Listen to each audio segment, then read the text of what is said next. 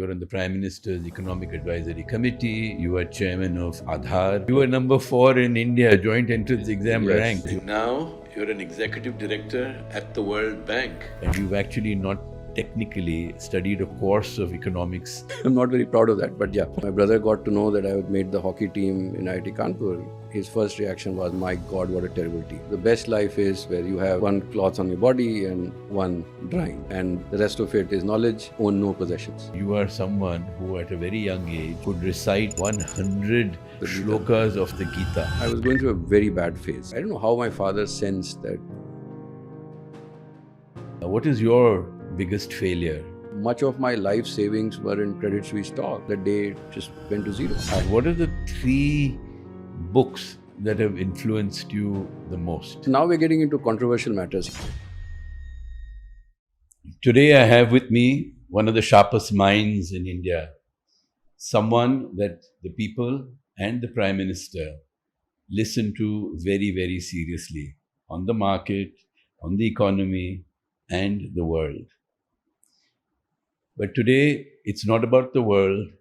We're going to talk about him, my friend Neelkanth Mishra.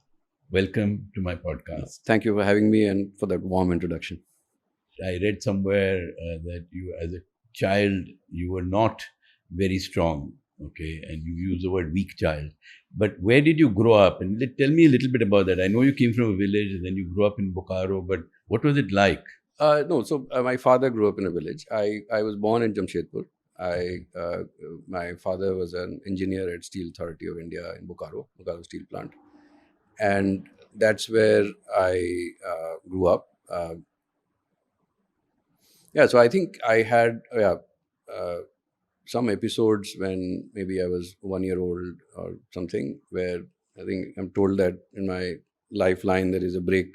Oh my God. I almost didn't make it. Very acute bronchitis. There would have been no podcast then. So, very acute bronchitis. And I was a fairly sickly child. I mean, I look at my pictures, maybe I was not that weak. Maybe I was weaker than my brother, which is why this sense that I remember my father being extra careful about me. Maybe because I was younger, he was more fond. But but I was never very athletic. In fact, when my brother got to know that I had made the hockey team in IIT Kanpur, his first reaction was, my God, what a terrible team.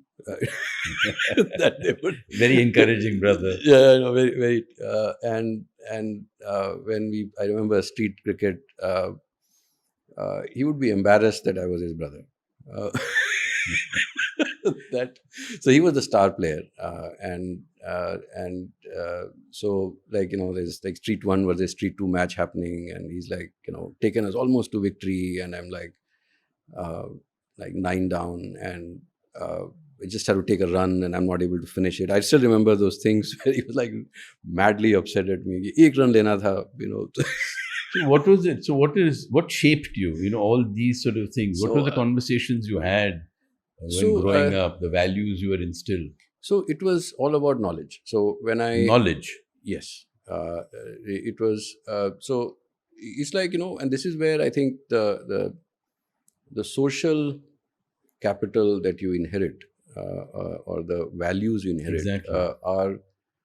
So I just finished reading this book, The Culture of Growth by Joel Mokyr. The guy who got a Nobel Prize for what really drives societies to grow. Why is it that Industrial Revolution happened in Europe and not in China? So these cultural values and ethos I've now realized are so powerful. So when we went to our village, you would see manuscripts written by my ancestors in 1820 with their hand, and written in a script. It's called Tirhuta, which is so my mother tongue is Maithili. Maithili was written in a script which looks like Bangla. So because Mithila was on the border of Bihar and Bengal, and so my grandfather taught me that script, so I can still pretend to read Bangla because my grandfather taught me Tirhuta. So for my father also, the true aspiration, and he would keep talking about it, he still talks about it, much to the irritation of my mother, that the best life is where you have one pair of one cloth on your body and one drying, and the rest of it is knowledge. Own no possessions. Sorry, this was your father This is my father. So he telling you that. yeah, that it's all about knowledge, and he would talk. He still talks almost aspirationally about that, that scholar, he had no possessions, but he was so brilliant. And inadvertently, I think it is all for both my brother and I think that spirit of keep learning, And not chase money. not chase money. I mean, I wouldn't say I've been very true to that. So I worked in an investment bank for 20 years. I'm still working as an economist in a bank. So I wouldn't say I'm financially badly off, but yeah, that's never been the charm. That's not been the main driver. Yes. So learning constantly, and that's what makes you so adept at so many subjects. And I've seen it. You are able to connect the kind of dots you are able to connect. I'm not flattering you. I have not seen anyone else able to connect so many different data points. Thank you. So, so like Bokaro had this library, Bokaro Ispat Pustakalaya, and when I go there now, those old dusty books. So for my father and I, it was the favorite place to go. So weekends were about just browsing through books and just curiosity. And while my father was, as you can imagine, pretty stingy with other things, but whenever you asked for a book, you'll get it. And so I remember there were 3 friends of mine. I must have been in grade 5 or 6, and we'd just been introduced to this Hardy Boys and 3 Investigators type of series. And we used to read like 6 books a week. So I would get 2, the 2 brothers would get 2 each, and then we would swap. It's because you can only get 2 books in a week. And my father always encouraged reading. My mother knew this is what I liked doing. So unlike most of the kids I grew up with because remember, this is the first generation outside the village. So now with distance, time distance, I can put a context behind this. So my father grew up in a village. I think everyone in Bokaro, and it was a great environment to grow up in because everyone had reached there because of their education. So education was prized. But at the same time, the cultural values that, look, you need to know how to get your gehu converted to atta. So, the atta that you got in the store wasn't very good and clean, and that must not be pure. So you bought your wheat, you cleaned it up, you dried it, and then you took it to the atta chakki to get the atta done. And 14, 15-year-old boy should know how to get it done. The milk from the milkman is not pure because he mixes water. So going and seeing the buffalo being milked and then bringing it back fresh is also a task of the man of the house, and the guy should know it. Thankfully, in our house, there was no such ask. So in Bokaro. So my mother, would make sure that even if there were like guests from the village, and everyone had guests from the village because this was the first generation out of the village. Everyone was looking for jobs. You may have felt that you're not rich, but compared to where people were in the village, you were much richer. So they all came. They would stay for months. My mother would find a way to make sure that I had time alone and I was with my books and I was studying. There was a lot of pressure to get good grades. There was that. There wasn't. There was not pressure. Was not pressure. So and yet you excelled. Yeah, but see, this is where the subliminal desire to just earn knowledge, to learn more, to do well, has always been there. Like my father was he came out of the village on a scholarship, so he was a very good student himself. But I never felt that, or I was never told. So I was always like middling, not middling, meaning say top 7-8 kids in school. I think the first time I really did well was in my JEE, which frankly was You all were, that mattered. You were number 4 in India, joint entrance exam rank. Yes. I think that's a huge achievement. It is. So, These things are also about luck. It's like, you're well prepared. So I will not, I wouldn't say I didn't work hard. I worked very hard for it. But I didn't expect to be fourth. the story of your journey itself is the story. Okay, that how did somebody like you, who is a IIT engineer, and now you're considered as one of the biggest public intellectuals in this space, particularly in the field of economics. You're on the Prime Minister's Economic Advisory Committee, and you've actually not technically studied a course of economics so far. I'm not So very how happy does- about that. Huh? But I'm not very proud of that. But yeah. No, but so how does somebody who is an engineer become one of the foremost or well acknowledged economists in the country? Because that itself is a story of encouraging people to not to be fixated on what they started out being, but being able to broaden the horizon and to change track. So, so I'll tell you how it happened. Even at IIT, I was, let's say, curious about life in general. And while I did publish several papers in what was then artificial intelligence, which is computer vision, generation of animation using natural languages. So this was my BTech project, which actually got the best BTech project award. So I was serious about computer science. I was serious about projects. I think we had 13 or 14 papers published just in our BTech. Wow. But at the same time, I was much more curious about how the world worked. So when Hindustan Lever came to campus, it was 8th of August. It was the first company. The semester started and it was the first company on campus. Everyone said they paid the most.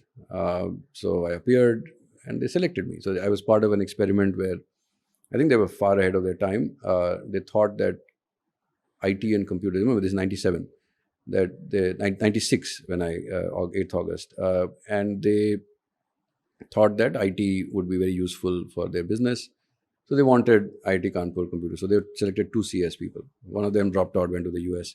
Then the dot-com thing happened and I felt, maybe this is fun as well because you're solving really hard problems. And so we tried the startup, didn't work. I didn't want to come back to Hindustan Lever. And so I decided to join Infosys and I became a technical architect. But even as I was working with, say, Coca-Cola or Anheuser-Busch or Telstra, I was still, reading through The Economist and various things that I could lay my hands on. And I was fascinated by all the big things that, happening, politics, economics, and all of that. And then I sensed that in the financial services, being an analyst does the same thing. So, again, I was thinking of doing an MBA, and a friend of mine told me, who was in Credit Suisse First Boston, that they, MBA के बाद भी यही करते हैं. So I said, अगर MBA के बाद करते हैं, then why would you take me? He said, look, you apply, we'll see. And the person who was recruiting, I think, may have been enamored of my JEE rank and felt that, so this guy doesn't know anything about finance, he can learn. You can learn. That's the most important attribute. Yes. So I think he was very generous and patient with me. For 6 months, I must have been the most inefficient associates he ever had. But I learned and I worked very hard. Then anyway, I went to Taiwan, did chip design analyst and all that. Then 2006, I got married to Toshi, who was a doctor. She couldn't work in Taiwan. So I came back. I picked up healthcare and metals as sectors. 2009-10 was when the big change happened. So 2010 was when our then head of research and strategist quit. And the firm asked me if I wanted to be the strategist. So I said, you guys know that I've never studied finance, I've never studied economics, I can't talk about inflation and currency and this and that. And I said, yeah, fine, but you've done enough things in your life that you will be able to learn this as well.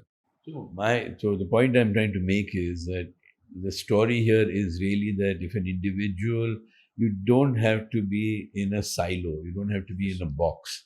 If you have an open mind, you're curious, you're ready to challenge yourself and other people, you can do different things. You Yes. can be an acknowledged expert in another field, even though you've never really had to study it formally. I mean, that's a message that I'm taking away, and I would like my Exactly. viewers to take away. Absolutely. And you're a living, shining example of that. I am, but at the same time, I must say that you cannot wish away luck. That I was fortunate that just about the time that I was getting married to Toshi, that say CS was restarting in India, that in 2009-10 the strategist decided to quit, and these are things you're which, in the right place at the right time, Yes, and that yes. is luck. So, do you have a strong, abiding faith? Is things what you do? You don't come from that. What I think is that if you are willing to work hard, and you are better prepared, you can take much better advantage of your luck, Opportunity. of the opportunities that come your way, right? So you can't just rely on luck. No, you have to definitely not. You have Yeah. to be in a position to seize Lady Luck. Yeah, She has exactly. to smile upon you, but not by just hanging Exactly, around. and sometimes luck will go against you. I mean, much of my life savings were in Credit Suisse stock. The day it just went to zero. So, well, that's fine. I mean, it stressed me That's for a while. interesting. I didn't know that. Yeah. So because CS used to pay a lot in stock, Exactly. and so I remember selling off the stuff that I owned when I bought my house, which was good, though the house also was bought at the peak of the market, so it was a terrible financial decision. But but after that, everything was because I thought that the bank was doing much better, and so there was no reason for it to be trading at 0.4 times book. And if I had been in any other bank, my net worth would have been 3x what it is today. But that's fine. I mean, as I said, I mean, That's luck. I have enough money to So live my tell life. me, you are on one hand, I said, are you spiritual, and yet you are someone who, at a very young age, could recite 100 Shlok of the Gita. shlokas of the Gita, right? And so, is there any one shlok that you that really resonates with you and you sort of live by, or which makes the most? No, but see, there is the one that Karmanyevadikaraste is the one that that first strikes me as, and in fact, the last part of that, Mate Sangostu Akarmani, that aapki sangati akarm se bhi na ho, because just because karmanyevadikaraste ma phileshu kadachana, you can do your work, you can't own the result, The fruits of the labor. fruits of the labor. But I think most people forget that mate sangostu akarmani, that they've also warned that doesn't mean that you stop doing work. so akarm se bhi sangati na ho, right? So, but anyway, see, that's something that and the context of why I did that is actually, I think, far more interesting to me. So around that time, I was going through a very bad phase. When is this? This When? is second year in college, Okay. first year in college. Okay. But I remember that I don't know how my father sensed that I was going through a tough time.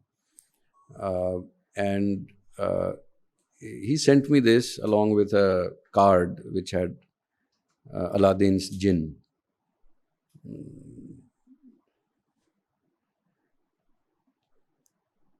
Yeah. So that's how I started reading, and that's where so that happened. But I don't call it spirituality. I mean, it was more how to cope with life, and that helped. Very funnily, there is this country song which I heard when I was first in the US, this 2000. Leanne Womack, I Hope You Dance.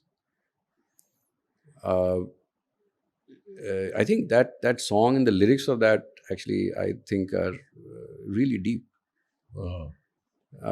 And so you draw your lessons from all over the place. And what I find about our philosophy is it goes really deep. And I must say that Gita was when I started engaging with it much more deeply. But even when I was 15, 16 and I used to write a diary, I remember asking the question, what is life? What is the purpose of life? We all do. We all do. Yeah. And so that's where, I even tried reading the Bible. And of course, Indian scriptures, definitely, because they were much more easily accessible. And to understand why people do this. So that bent of mind has always been there.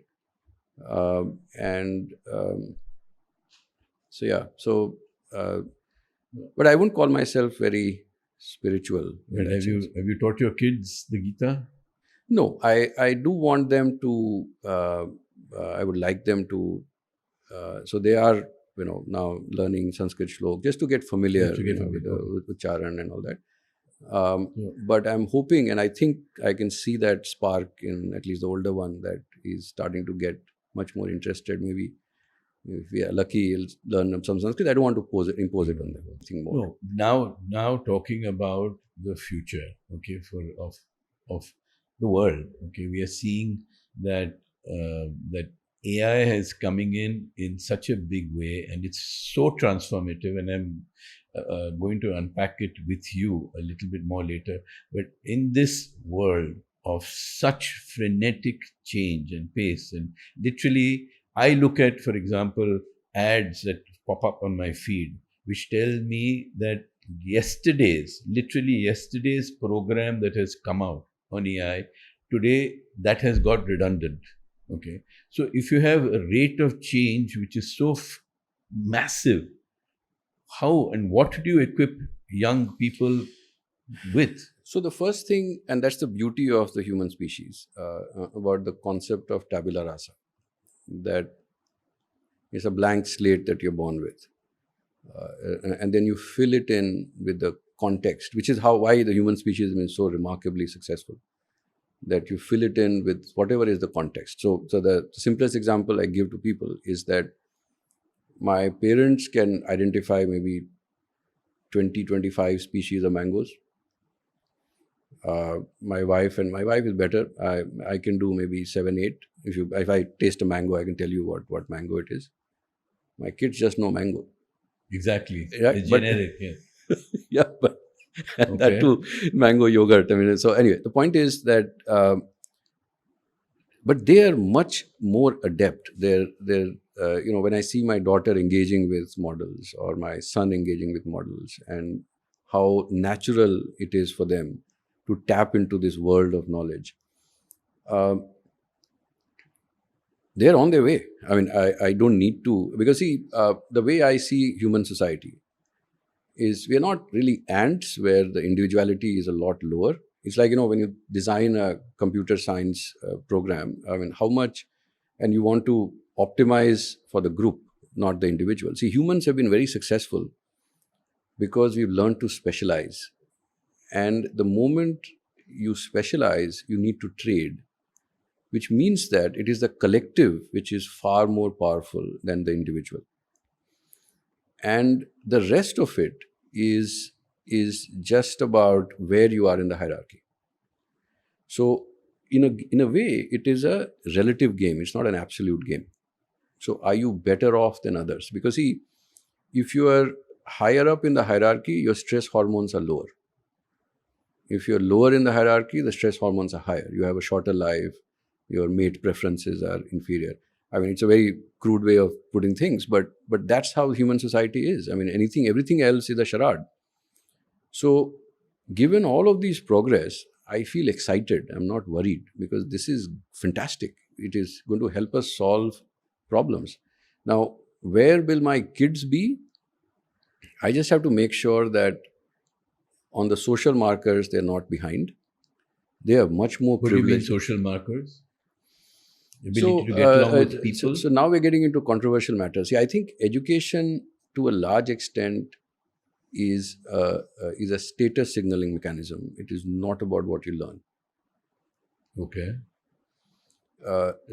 So no one really cares what grades I got in my computational complexity class in IIT Kanpur, right?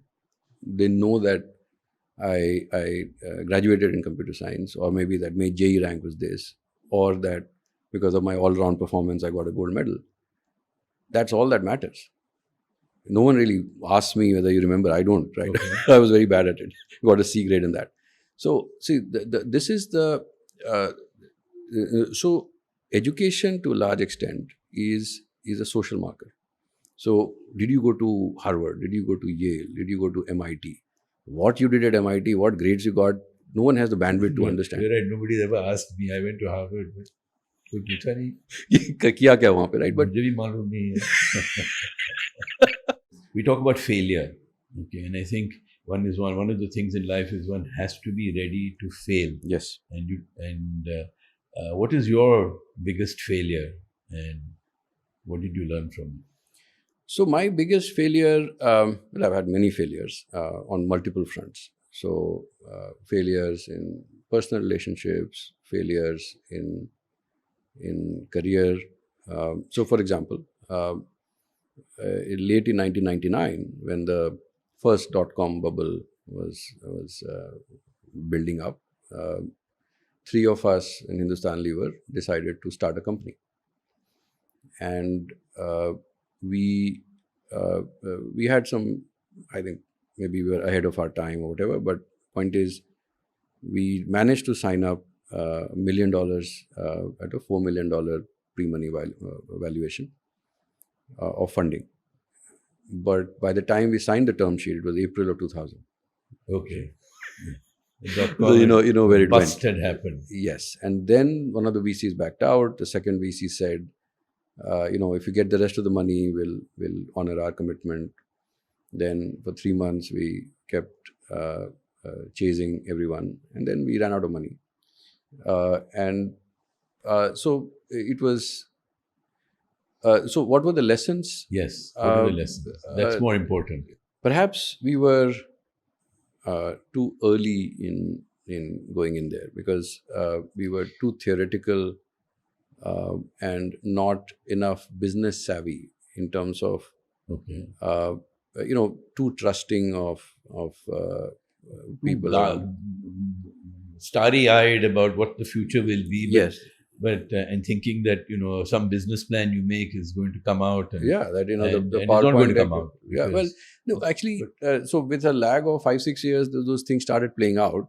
So I think the idea was still quite good, but in terms of how to go about it, how to be very frugal with your with your whatever savings you had, and having a backup plan. I mean, backup plan cannot be that if the VCs don't come through, then whatever, I think 1.5-2 lakhs or whatever my savings was for 3 years of working in Hindustan Lever, blown up. And then by June, you have to choose between asking your father for help and finding a new job. And so there was no resilience. So there was that because I also don't come from a business family. So my family was like deeply upset that Hindustan Lever ki naukri chhod ke dekho ye dhanda shuru kar raha hai, whatever. So I was not going to get any monetary support from anyone. So those were the lessons. But frankly, I don't regret having made that decision. Maybe I became a bit young more cautious. people who you would encourage them to become entrepreneurs, and if so, with what attitude should they be going into it? The attitude should be to go and solve big problems. Because unless you solve a big problem, you won't make money. I think this not that we were going in with that, but I've seen people who start businesses that, in 3 years' time, I'll sort of sell it off to someone or make money quick. I'll get $1 billion valuation and I'll do this and all that. There's nothing wrong in doing that. I'm thinking like that. But it is much more satisfying, and the chances of success are much greater if you're targeting a real business problem, not following the fad. Like, those days it used to be another .com pet store, or so those kind of things, frankly, beyond a point, are not really solving hard problems. So given all the opportunity that exists today, that you can bring down the cost of designing a chip from $400 million to maybe $20-30 million, the semiconductor chip, that is, or you can shrink the drug development process dramatically. You can provide web storefronts to millions of small kirana stores. Or you could even create an LLM model the way DeepSeek did for $6 million, whilst the big Yes. players, the Googles and Correct. others, OpenAI, they spend hundreds of billions of dollars in creating those models. Yes, exactly. So- And then tap into talent. There are so many opportunities today, and frankly, with all the, I call it the golden age of entrepreneurship in India. That both debt and equity capital is available at lower cost than we could ever have imagined, in more granular chunks and smaller chunks than we could have ever dreamt of. The regulations are, of course, there's a long way to go on easing them sufficiently, but we are significantly easier than they used to be. I think it's a question of identifying the problem and solving it. I want to ask you, what are the 3 books that have influenced you the most?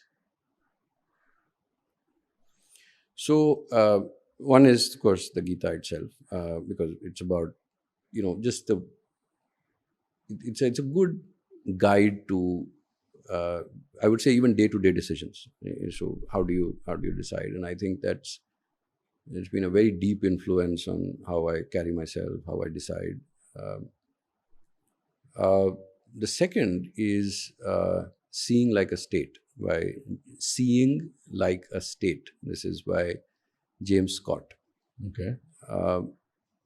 It was the first time, so that ant analogy and all of that is, of course, I'd read about Rational Optimist by so I there are things, Matt Ridley and then Richard Dawkins, so that whole genre, but I'd never really understood the process of how humans come together, and then there are leaders, and then how they want structure so that the population becomes governable. I think he died a few months back. I think his worldview was very anarchist. I think from what I understand, he hated big state, like governments becoming very powerful. But that whole structure, I think, was fascinating. And then this was when. So while I've read, I must say that it's very hard to choose, but it's also about when you read them and how deep the impact was. So even Scott's Against the Grain is a fascinating book. There's a whole series, so I remember reading The Language Instinct when I was working on my BTech project, and that was absolutely a revelation to me about how humans engage with language, how it has been part of our evolution. And that spark has led me to read so many such books. So one fascinating book by Ed Yong called An Immense World. So maybe it's that whole, the immense world is about our senses, and the senses of other species. Yeah. So these are things that I think have shaped how I think about life. So I want to end with one thing. I think one of the most important things that I think every individual should have is being grateful for what they have. So what is the thing that you are most grateful for?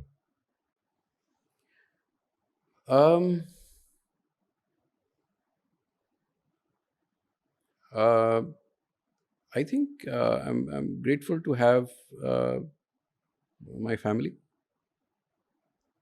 That because at the core of it, frankly, the more deeply you engage with life, you realize this is what you go back to.